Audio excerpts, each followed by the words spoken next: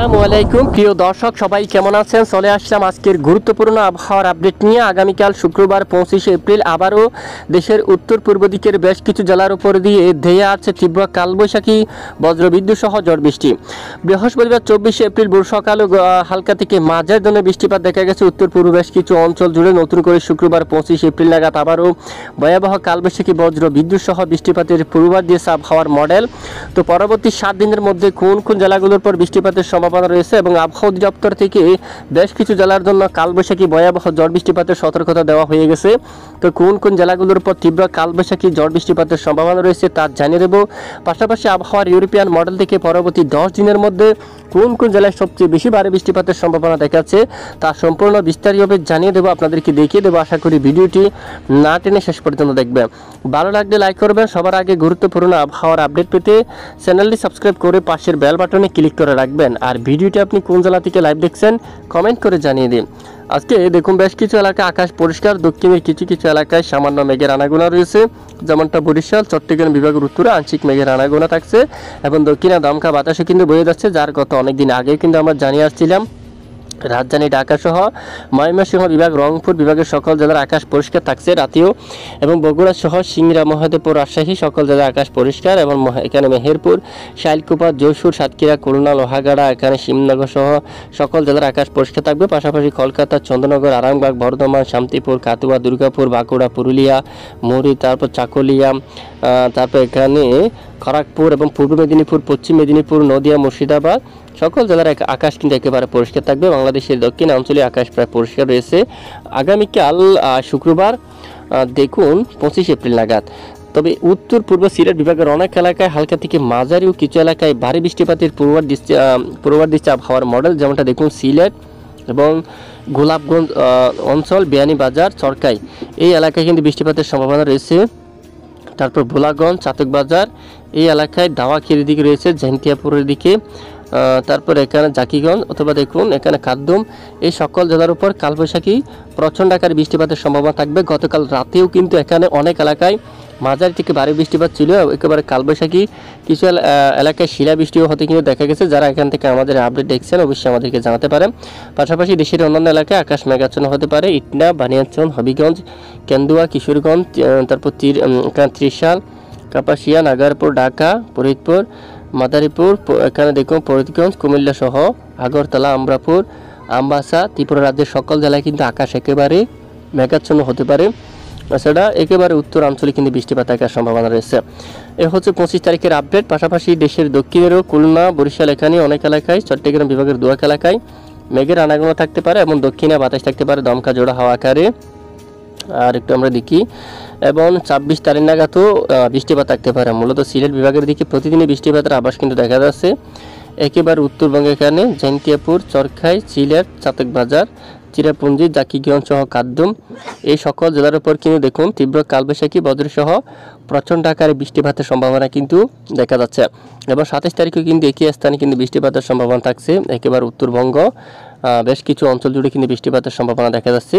পাশাপাশি পশ্চিমবঙ্গ, বাংলাদেশের দক্ষিণের অনেক এলাকায় মেঘের আনাগোনা শুরু হতে পারে এবং অনেক এলাকায় কালবৈশাখী মেঘ তৈরি হতে পারে রাতের দিকে ভয়াবহ আকারে। যশোর, শাইলকুপা, পাবনার দিকে, ফরিদপুর, রাজধানী ঢাকা, নাগারপুর, তারপর সিরাজগঞ্জ, আর এদিকে সরিষাবাড়ি, ময়মনসিংহ, মাদা, তারপর কিশোরগঞ্জ, কাপাসিয়ার দিকে, এখানে বাঘমারা, গাইবান্ধার দিকে কালবৈশাখী বৃষ্টিপাতের সম্ভাবনা থাকবে। শাইলকুপা দেখুন ভয়াবহ কালবৈশাখী, বজ্রসহ বৃষ্টিপাতের সম্ভাবনা থাকবে।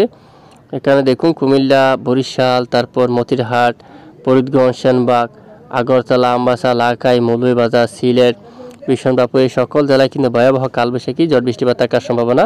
সিলেট বিভাগের অধিকাংশ এলাকায় ভয়াবহ কালবৈশাখী, ঝড় বৃষ্টিপাতের প্রবল সম্ভাবনা দেখা যাচ্ছে 27 এবং 28 তারিখ নাগাদ। 28 তারিখ নাগাদ দেশের অধিকাংশ এলাকায় কালবৈশাখী হানা দিতে পারে। খুলনার দিকে, যশোর, লোহাগাড়া, কাদ্দুম এই এলাকায়, গোপীনাথপুর দিকে দেখুন, অভয়নগরের দিকে, আর মাগুরার দিকে, এদিকে বালিয়াকান্দি, ফরিদপুর, দোহার, ঢাকা, ধামরাই, মুন্সিগঞ্জ, হোমনা, মাদারীপুর, গুরুনাদি, বরিশাল, দাওয়াকি, তারপর ভোলা, এদিকে রায়পুর, হাজীগঞ্জ, লাকসাম, কুমিল্লা, ব্রাহ্মণপাড়া, হোমনা এখানে দেখুন ব্রাহ্মণবাড়িয়া, তারপর নাসিরনগর, কাতিয়াদি, কিশোরগঞ্জ, ইটনা এই সকল জেলায় একেবারে কালবৈশাখী বৃষ্টিপাতের প্রবল আশঙ্কা কিন্তু দেখা যাচ্ছে। পাশাপাশি এখানে চট্টগ্রাম বিভাগের উত্তরাঞ্চলে কিন্তু কালবৈশাখী ঝড় বৃষ্টিপাতের সম্ভাবনা দেখা যাবে এবং 28 তারিখ নাগাদ এখানে কলাপাড়া, মঠবাড়িয়া, লালমোহন, বরিশাল, এখানে ফটিকছড়ি, মানিকছড়ি সহ অধিকাংশ এলাকায় কিন্তু ধেয়ে আসছে কালবৈশাখী বজ্র সহ প্রচণ্ড গতিতে ঝড় বৃষ্টি। তাই আগে থেকে আমরা আপনাদেরকে সতর্ক করে দিচ্ছি। আর এরই মাঝে কী পরিমাণ বৃষ্টিপাতের সম্ভাবনা দেশের দিকে আসুন এক নজর আমরা দেখিনি। পরবর্তী 10 দিনে সবচেয়ে বেশি বৃষ্টিপাত সক্রিয় থাকতে পারে সিলেট বিভাগের উত্তরাঞ্চল, এখানে প্রায় 140 মিলিমিটার পর্যন্ত বৃষ্টিপাত থাকতে পারে সর্বোচ্চ। এই যে সিলেট, চরকাই এবং চাতকবাজার, জাইন্তিয়াপুর এই সকল স্থানে প্রায় 150 মিলিমিটার পর্যন্ত মাঝারি থেকে ভারী বৃষ্টিপাত থাকবে পরবর্তী 10 দিনে। সেটা কম বেশি বৃষ্টিপাত মাদান, কিশোরগঞ্জ, মৌলভীবাজার পরের 10 দিনে, ময়মনসিংহ, সরিষাবাড়ি, বগুড়া কম বেশি বৃষ্টিপাত থাকতে পারে হালকা মাঝারি। এছাড়া এখানে কিছু কিছু এলাকায় ভারী বৃষ্টিপাত হবে। যশোর, লোহাগাড়া, খুলনা, পিরোজপুর, মঠবাড়িয়া এই সকল এলাকায় কম বেশি বৃষ্টিপাত এই যে দেখুন 80 মিলিমিটার এরকম বৃষ্টিপাত থাকার সম্ভাবনা রয়েছে এবং দক্ষিণাঞ্চলীয় প্রায় 60 মিলিমিটার। এখানে কিন্তু কালবৈশাখী ঝড় বৃষ্টিপাত থাকতে পারে, তবে উত্তরাঞ্চলে কিছুটা ভারী বৃষ্টিপাত থাকার সম্ভাবনা রয়েছে। হচ্ছে বৃষ্টিপাতের আপডেট। পাশাপাশি আমরা দেখে নেব বিশেষ করে এই মুহূর্তে দেশের বেশ কিছু এলাকায় দমকা ঝড়ো হাওয়া কিন্তু বয়ে যাচ্ছে।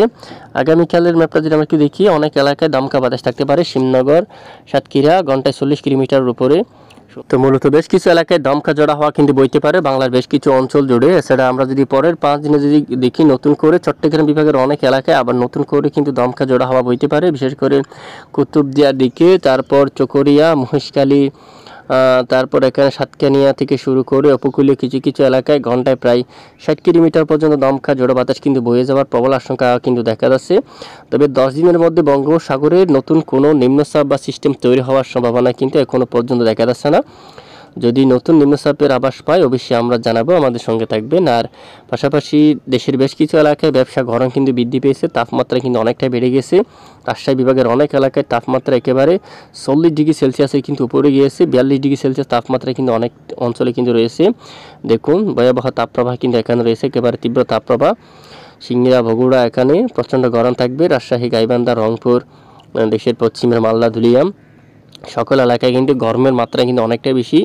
আর রাজধানী ঢাকা সহ অনেক এলাকায় একেবারে ঘাম ঝরানো গরম, ব্যবসা গরম কিন্তু থাকবে। কুমিল্লা, ফরিদগঞ্জ, মাদারীপুর, লোহাগাড়া, খুলনা সকল এলাকায় কিন্তু একেবারে অস্বস্তিকর ব্যবসা গরম থাকবে। দেশের দক্ষিণ উপকূলীয় অঞ্চলীয় ব্যবসা গরম থাকতে পারে, দক্ষিণে আর্দ্রতাজনিক কলাপাড়া, লালমোহন, সন্দ্বীপ, পাতিয়া উপকূলীয় অঞ্চলের দিকেও কিন্তু একেবারে ব্যবসা গরম থাকতে পারে।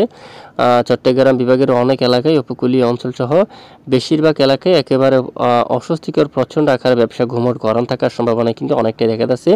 পাশাপাশি পশ্চিমবঙ্গের বেশ কিছু এলাকায় ব্যবসা গরম থাকতে পারে। শান্তিপুর, কাতুয়া, বর্ধমান, তারপর চন্দননগর, আরামবাগ, কলকাতা, কোলাঘাট, হালদিয়া সহ বাঁকুড়া, এখানে দুর্গাপুর, মিহিজাম, শিউরি, তারপর দুমকা, নালহাটি এবং দামবাদ সহ এখানে পুরুলিয়া সকল জেলায় কিন্তু 40 ডিগ্রি সেলসিয়াসের উপরে কিন্তু তাপপ্রবাহ, বিশেষ করে এখানে তীব্র তাপপ্রবাহ কিন্তু বয়ে যাচ্ছে।